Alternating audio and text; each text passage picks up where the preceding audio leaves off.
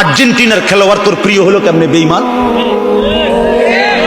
এই মুসলমানের বাচ্চা বল বেটা, এখন দাঁড়ায় বল বেটা, কোন কাফের বেঈমান, কোন খ্রিস্টানের বাচ্চা, কোন ইহুদি, তুই মুসলমানের ঘরে জন্ম নিয়া তোর রক্তে মুসলমান মার রক্ত, তুই কেমনে ওই বেঈমানের মতো সাজলি? এই বেহায়া বল বেহায়া, তোদের যাদের চুল এরকম বল বেটা এখন দাঁড়া, ওই বেঈমান তোর পছন্দ হলো কেন? তোর রক্তে ইসলাম নাই বেটা, তোর মা মুসলমান না, তোর বাপ মুসলমান না বেটা, তোর দাদা দাদি মুসলমান না, ওরা সব বোকা, তুই চালাক হয়ে গেছ বেটা, তুমি পণ্ডিত হয়ে গেছ। কোন বেঈমানের অংশগ্রহণ করলাম? কেন সাজলা বেঈমান? তোমার নবী নাই, তোমার রাসূল নাই, তোমার আল্লাহ নাই, তোমার নবী সাল্লাল্লাহু আলাইহি সাল্লাম চুল রাখে নাই? কথা বলে না কেন? আল্লাহর নবীর চুল ছিল কিনা? নবীজির চুল মোবারক ছিল কিনা? তিনি চুল রাখতেন কিনা? তো তিনি কেমনে সাজলেন? এটা আমার পছন্দ হয় না কেন?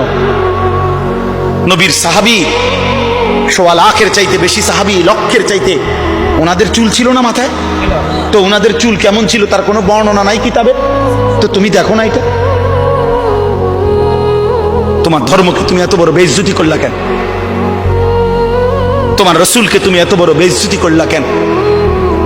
তুমি যদি নবী সাল্লাল্লাহু আলাইহি সাল্লামের কাছে আমলনামা দিয়া বলো যে ইয়া রাসূলুল্লাহ, এই যে আমি আনিসুর রহমান, আমার সুপারিশটা আপনি করেন হাশরের ময়দানে, এই যে আমার আমলনামা, আল্লাহ নবী সাল্লাল্লাহু আলাইহি ওয়াসাল্লাম যদি আমলনামা উল্টাইয়া দেখবে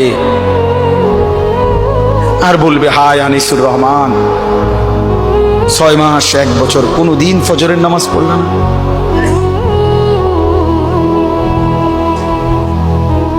আমার উম্মত, আমি 23টা বছর চোখের পানি ফেললাম, আমি কত পাথরের আঘাত সইলাম,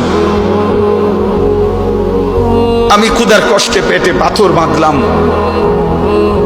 আমি দান দান শহীদ করা রক্ত নিয়ে ময়দানে বেহুশ হয়ে পড়েছিলাম, আমি সারা রাত দাঁড়িয়ে চোখের পানি ফেলে তোমাদের জন্য, উম্মতের জন্য কেঁদেছিলাম, বিনিময়ে এই আমলনামা? 30 বছর তুমি মুসলমান সুদ খায়,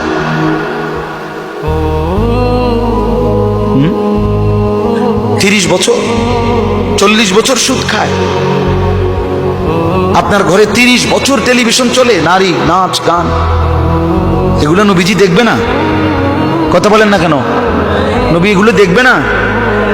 তো কিছু বলবে না? না বলবে মাশাআল্লাহ দারুণ আমলনামা নিয়ে আসছে, আসো তোমার জান্নাত বুঝাই দেই। না সুপারিশ মানে এই নাকি?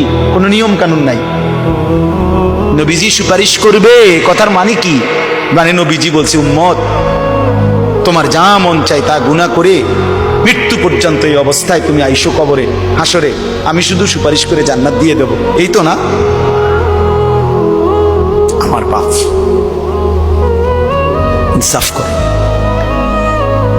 ছেলেরা, তোমরাও ইনসাফ করো।